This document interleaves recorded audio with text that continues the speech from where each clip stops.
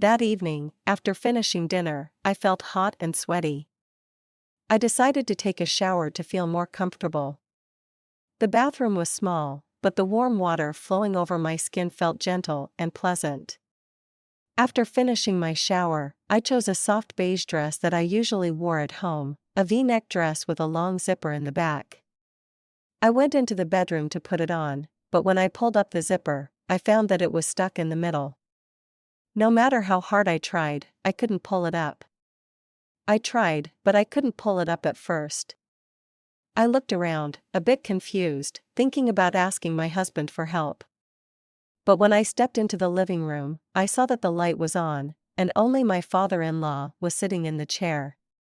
When he heard my footsteps, he looked up, a little surprised. "Where's your husband?" I asked, my voice a little hesitant. "Aiden just went out, probably to buy some things." "Is there anything wrong?" His voice was calm. I bit my lip. In this situation, there was no other choice. I spoke awkwardly, saying, my skirt zipper is stuck. "Can you help me?" Hearing that, he put down his teacup on the table, stood up, and walked closer. When he stood right behind me, I could feel the distance between us being very close. His breath lightly fanned the back of my neck, making me a little nervous. He gently took the zipper, frowning slightly. "It seems to be stuck in the fabric," he said. "It looks like it's stuck in the fabric." His hand started to pull it. I heard a small click and then everything happened too quickly. The zipper slid down hard, the smooth silk skirt fell to my feet in an instant. I stood there, frozen for just a moment. It felt like time had stopped. The wind from the window blew in, making my skin cold. "Hello everyone, I'm Leah. I'm 28 years old and I've been married to Aiden for 3 years. Our married life seems perfect on the surface. We have a nice house, a stable job and a stable financial situation. Aiden is a great guy. He's a loving family man and always devoted to me. I'm proud of my growing career where I can demonstrate my abilities and find joy in my daily work. We live with my father-in-law, Mr. John. He's a great guy too. He's in his late 60s, strong and calm. He's an exemplary man that I always respect. He not only plays the role of a father in the family, but also a mediator whenever Aiden and I disagree. Our conflicts mostly revolve around having children. Aiden wants a more complete family with children's laughter, but I'm not ready. I want to focus on my career for a while, build my personal dreams, before stopping to become a mother. This story has caused long-lasting arguments, but those arguments never diminished our love for each other. Aiden always patiently persuaded, and I tried to explain after each argument. My father-in-law gently stepped in and advised us. He always emphasized that family is about understanding each other. Thanks to him, Aiden and I always knew how to listen and give in to each other. I used to think that our life would go on smoothly like that, but one evening everything changed completely. That day was a busy day like any other. In the morning, I woke up earlier than usual to prepare breakfast for the whole family. Aiden liked a simple breakfast, usually a slice of toast and a cup of black coffee. I also rewarded myself with a glass of warm milk to start the day. My father-in-law, Mr. John, still had the habit of reading the newspaper while drinking a cup of tea every morning. The house always felt peaceful, warm and filled with pleasant aromas from the kitchen. After breakfast, I quickly got ready to go to work. Although my office job wasn't too stressful, it required a high level of concentration. I put on a white shirt and smart trousers with light high heels, which made me feel more confident on my way to the company. I popped into a nearby coffee shop to get another latte as a treat before a long day at the office. It was busier than usual, with lots of meetings, so I had to juggle emails, reports, and tasks. I tried to stay positive, as I knew this job was not just a responsibility, but also my passion. When 5 p.m. rolled around, I packed up I left the company and stepped out into the gentle afternoon sunlight, which gave me a feeling of comfort after a stressful day at work. I popped into the supermarket near my house to buy some fresh food. I wanted to cook a delicious dinner than usual, because it had been a long time since the whole family had a chance to sit down and eat together leisurely. When I got home, I went straight to the kitchen. Aiden had just returned and helped me set the table. I set the table with hot chicken soup, a plate of grilled salmon, and a portion of fragrant stir-fried vegetables. My father-in-law walked out of the study, smiling with satisfaction when he saw dinner. We gathered together chatting and laughing during the meal, despite some minor conflicts about having children. Family meals are always the most precious moments for me. I didn't expect that after that seemingly peaceful dinner, an unexpected event would change everything. After dinner, I felt a little stuffy. I went to the bathroom to cool down. The water soothed my tense heart. After showering, I picked out a cream-colored silk dress. It's my favorite, with a zipper in the back. When I stood in front of the mirror to zip it up, I discovered the zipper was stuck halfway. I fumbled around, but still couldn't zip it up. I walked out to the living room to ask Aiden for help, but the living room was empty. I turned and called out, "Aiden, where are you?" I got no answer. My father-in-law, who was sitting in a chair reading, looked up. Aiden went out for a bit. "What's up?" I hesitated a bit but finally said, "My dress zipper is stuck. I can't pull it up. Can you help me?" He put the book down and stood up. "Let me see." He stepped closer. His gaze was calm as ever. I turned away slightly, bowing my head. "Oh, give him easier access to the." He touched the zipper with his hand, which was firm and strong. It seemed to be stuck in the fabric. He tried to pull it up, but as he applied force, the zipper slid away with a small swish. The soft dress slid down, leaving me standing there. We were both confused. I didn't know how to react. I just stood there like a statue. He quickly turned away, his voice full of guilt. "I'm sorry. I didn't mean to." I hurriedly picked up the dress. My hands were shaking as I pulled the dress on over my head. "It's okay, Dad. It's just that my dress is loose," I mumbled, not daring to look up. He took a few steps back, trying to keep his composure. "Fix it yourself. Let Aiden come back and ask him for help." He turned around and walked out quickly, leaving me standing alone in the room. The atmosphere was stifling and uncomfortable. I felt my heart pounding, both embarrassed and confused. I couldn't concentrate. That evening, every time I thought of Mr. John's apologetic gaze, I felt even heavier. I had no idea what he was thinking, and this made me even more worried. Aiden came home late, as if he didn't know what had happened. He still smiled and talked happily, not noticing that I was restless. I tried to act normally, but I couldn't help but feel confused in the days after that incident. I noticed that Mr. John seemed to have changed. He wasn't interacting with me as naturally as before.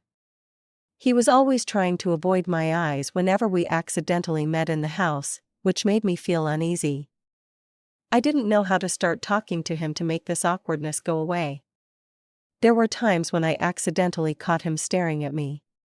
His eyes were searching for something. In those moments, I quickly turned away, trying to stay calm. But my heart was in turmoil. I couldn't tell what he was thinking, and this made me even more worried. I told myself that everything would pass, and that time would heal these invisible cracks, but I was wrong. That morning, I felt tired, my throat was sore, and my head was spinning. I took my temperature and knew I had a slight fever. Aiden had left home early to go to work, so I decided to take a day off to rest. My father-in-law was still at home, but as usual, he spent his time in the study reading books and newspapers or doing his own things. I lay in bed. I felt so tired that I couldn't do anything but try to sleep, but the room was too hot, so I went out to the living room to find some cool air. I was wearing simple pajamas, my hair loose, my face pale from fever. When I entered the living room, I saw Mr. Jonah sitting on the chair, staring intently at his phone screen. I said hello, but he didn't reply. He just raised his head to look at me. His eyes were different now, no longer calm like I was used to. "Are you feeling okay?" he asked. "I have a slight fever, so I'm taking the day off," I replied, trying to keep my tone normal. He didn't say anything more, just nodded, but his eyes were still fixed on me as if searching for something in my appearance. That made me feel inexplicably at ease. I was about to step outside to avoid this tense atmosphere, but as I turned around and heard him call, "Leah, come here. I have something to tell you." I felt my heart clench with a strange feeling. Mr. JN stood up, his eyes full of determination, looking straight at me. The air in the room became heavy. I could feel my heart pounding and my palms sweating. "Leah, you are so beautiful," he said in a low, reverberating voice. I froze in place, feeling as if my legs had lost all strength. My body was cold, and each word he uttered was like a knife cutting into my heart. "Dad, what are you talking about?" I asked, trembling. My voice was choked, but he did not answer immediately. He stepped closer, and each step made me feel as if the space around me was shrinking. His eyes stared straight at me, not moving away for a second. "Leah," he said, his voice soft but full of pressure. "Can you let me see you again?" I was hoping he was joking, but he wasn't. His gaze was so serious that I couldn't find my voice. "Dad," I almost shouted, trying to keep my composure. "How could you say such things? Don't you feel sorry for Aiden?" He paused, a look of confusion on his face, but his gaze never left me. "Leah, I don't know what happened to me," he said softly, his voice pleading. "Since that day, I haven't been able to stop thinking about you." I stepped back, trying. "Dad, you're wrong. You're damaging the relationship in this family. I'm your daughter-in-law." "I know," he interrupted. His voice was louder, but quickly softened. "I know, but I can't control this feeling." "Dad," I screamed. My voice was shaking and my eyes were stinging. "I don't want to hear it anymore. I don't understand how you could say such things. I can't believe it." Mr. John stood still. His eyes were lowered to the floor as if he was trying to fight something within himself. He was fighting some kind of force within himself. The air in the room was heavy and suffocating. After a long moment, he sighed, his shoulders slumped, and his voice was soft but trembling. "Leah, I don't know why things turned out like this. I'm sorry, but I can't lie to myself anymore." I stood there confused, and panic was rising in waves, but my legs felt like they were pinned down, unable to move. He stepped closer, each step slow but filled with pressure. His eyes were fixed on me, filled with conflict and an unnameable sadness. I stepped back, but the small table behind me blocked my way, leaving me with no way to retreat. "I know this is wrong," he continued, his voice quieter, but still clear. "But this feeling really scares me. I don't want to hurt you, but I can't stop thinking about you ever since that day. My heart has been pounding so hard it felt like it was going to explode in my chest. Dad, do you know what you're saying?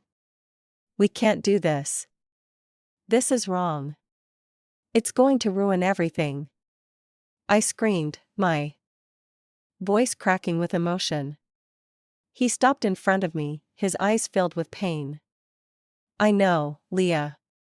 I know all of that, but I also know I can't go back. You feel it too, right?"